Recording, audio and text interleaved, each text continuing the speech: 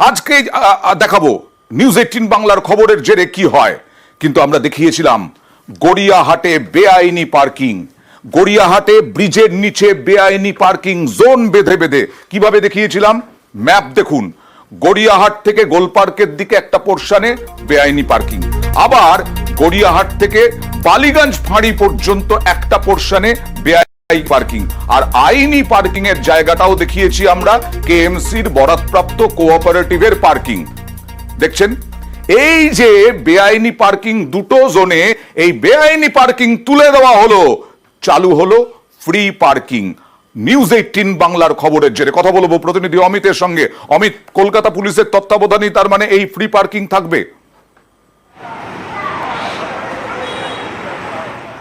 হ্যাঁ, আপাতত তাই ঠিক করা হয়েছে। কলকাতা পুলিশের তত্ত্বাবধানেই এই ফ্রি পার্কিং করা হচ্ছে। কারণ আচ্ছা অমিত, একটু সংক্ষেপে একটু দেখি, এই যে গাড়িতে যারা বসে আছেন তারা কি বলবেন, একটু সরাসরি যেতে পারবে প্লিজ?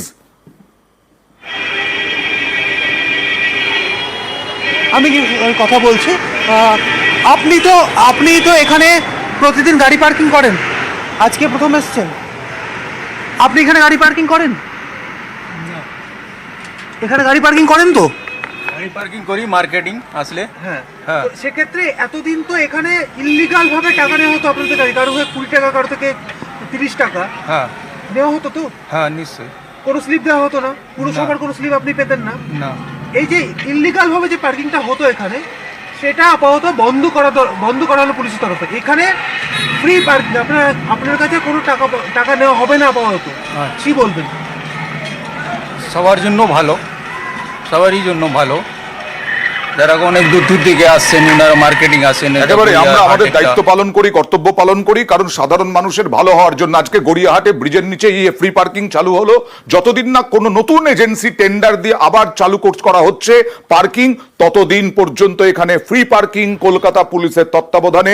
নিউজ 18 বাংলার খবরের জেরে। আর পুলিশ বলছে প্লিজ সচেতন থাকুন, সতর্ক থাকুন, আইডি কার্ড এবং তার সঙ্গে ইউনিফর্ম, এই দুটো জিনিস দেখে তবে পার্কিং করুন। যে অবৈধভাবে যে পার্কিং এর নেওয়া হচ্ছিল, আমরা অনেকগুলো লোককে অ্যারেস্ট করেছিলাম, কিন্তু যেহেতু এখন কোনো টেন্ডার নেই, সেই জন্য এটা ফ্রি পার্কিং জোন করা হয়েছে। মানুষেরও একটু সচেতন থাকার উচিত।